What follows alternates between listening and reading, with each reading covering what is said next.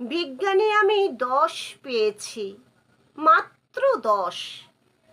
আমার কি দোষ বলো? প্রশ্ন যা ছিল খুবই সহজ, উত্তরও ছিল জানা।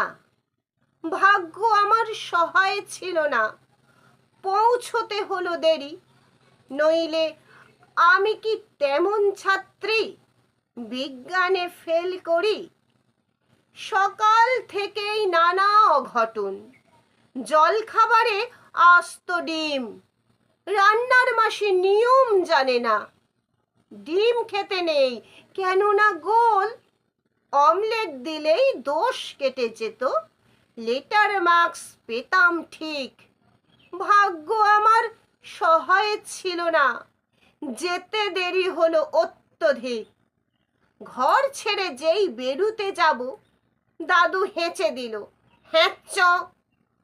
ঠাকুরমা তাই রেগে মেগে কাই, মাকে বললেন, ও বৌমা, হাঁচি পড়ল, বেরোয় না যেন। টিক টিক টিক তক্ষুনি মা বললেন, ঠিক আছে ঠিক আছে, একটু বসে যাবে টুনি।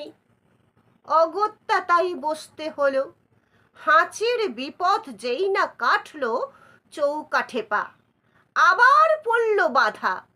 টুনি, ঘরে বসে যা।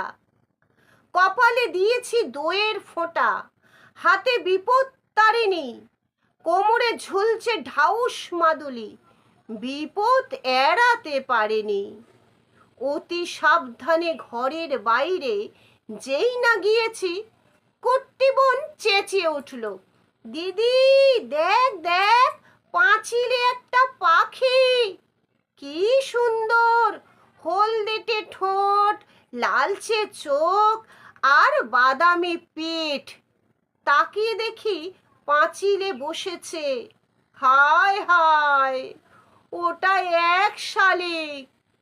রিকশো কাকু দিচ্ছে তারা, কিন্তু যাবার জো নেই। বাড়ির সবাই শালিক খুঁজছে। আয় রে শালিক আয়, আরেক শালিক না দেখে টুনি কি করে স্কুলে যায়? শালিক জুটল অবশেষে, রিকশা ছুটল খুব জোরে, আর দেরি নেই পৌঁছতে স্কুলে। কিন্তু আমার পোড়া কপাল, হঠাৎ ব্রেক থামতেই হলো, পথ কেটে গেছে কালো বেড়াল। দেরির পর আরো দেরি, দেরিতে গেলাম স্কুলে। সামনেই দেখি কি সর্বনাশ, বিজ্ঞান দিদিমণি। খুলে বললাম, রাগে গজ গজ, বসতে দিলেন ঘরে। বিজ্ঞানের ছাত্রী হয়ে তুমি ডুবে আছো সংস্কারে। মুক্তমনা দিদিমণি অনেক বকাঝকার পরে প্রশ্নপত্র এগিয়ে দিলেন, খাতা দিলেন। হঠাৎ চেয়ে দেখি পলা নীলা শঙ্খে ভরা দিদিমণির হাতের আঙুলগুলো। বিজ্ঞানে আমি 10 পেয়েছি, মাত্র 10।